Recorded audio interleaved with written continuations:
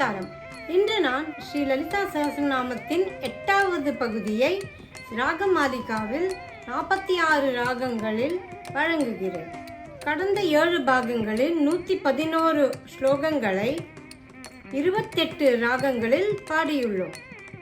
அந்த ராகங்கள் பூபாலம், பிலஹரி, தன்யாசி, நாட்டக்குறிஞ்சி, சாவேரி, திம்மேந்திர மத்தியமம், கேதார கௌளம், பந்துவராளி, கரஹரப்பிரியா, மோகனம், கேதாரம், அட்டானா, இந்தோளம், கானடா, ஷண்முகப்பிரியா, வசந்தா, சாரங்கா, ஆபோகி, காம்போஜி, சுத்தசாவேரி, சஹானா, ஆனந்த பைரவி, சக்கரவாகம், பேகடா, தோடி, ஸ்ரீரஞ்சனி, சுருட்டி மற்றும் கல்யாணி.